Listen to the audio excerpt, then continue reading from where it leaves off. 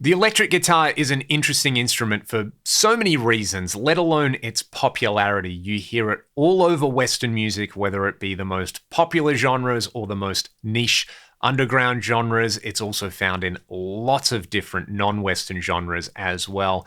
It's kind of one of those wonders of industrialization where its relative size and portability, as well as its accessibility, pretty easy. If you've got a guitar, a couple of pedals, and an amplifier to make some cool noises, even if you don't know what's going on.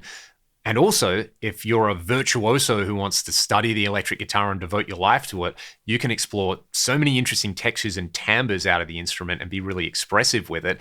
Kind of hits the sweet spot when it comes to a modern musical instrument, even in the age of electronic music. So I find it really interesting that electric guitars and electric guitar gear often gets classified or branded, whether it is by end users as a kind of unintentional association or whether it is intentional and they're marketed that way by the manufacturers, into genres. The idea of a metal guitar or a punk rock amp or a shoegaze pedal.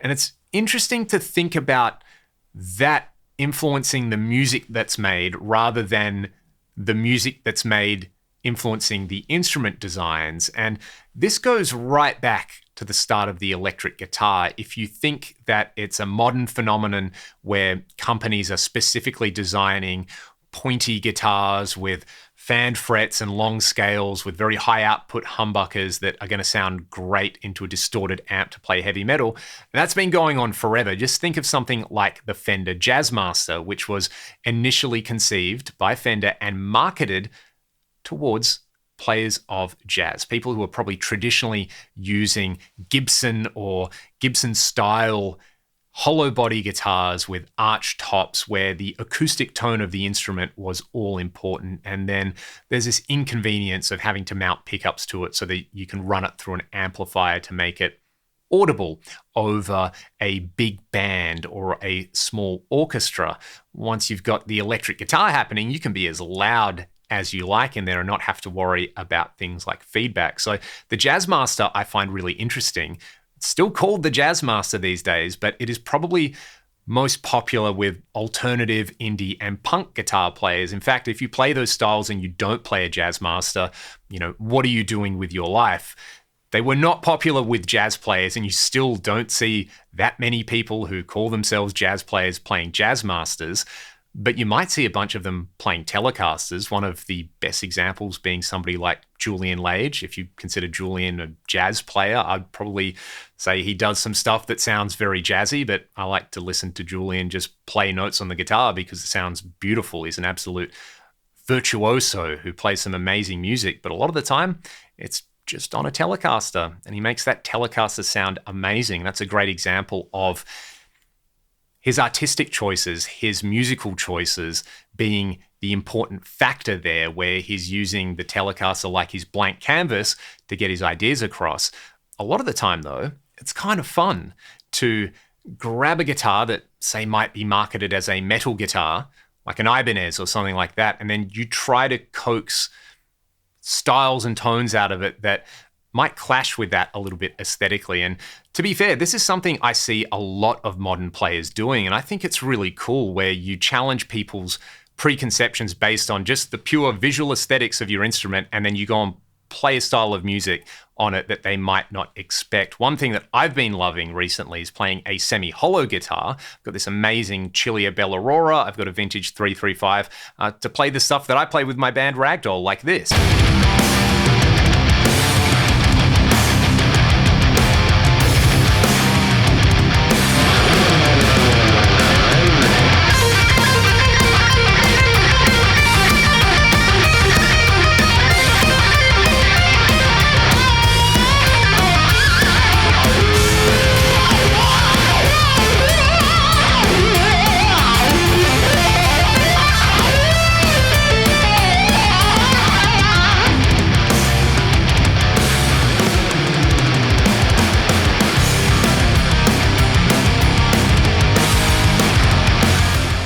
Telecaster before, and that's such a great example where you can use it to get really aggressive, biting high gain tones, or you can get beautiful clean sounds out of it.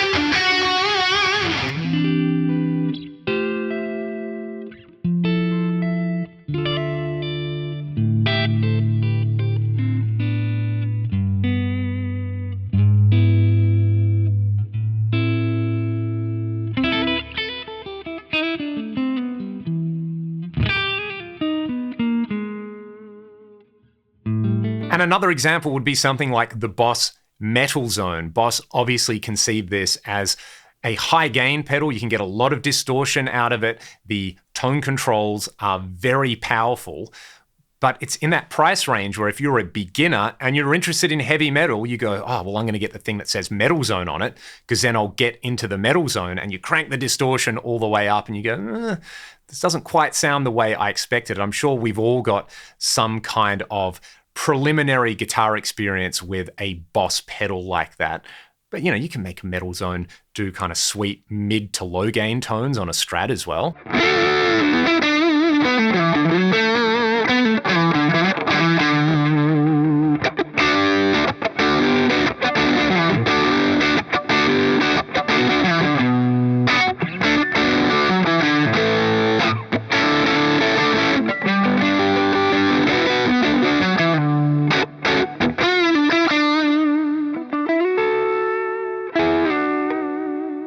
If there is a point to this video, it is this.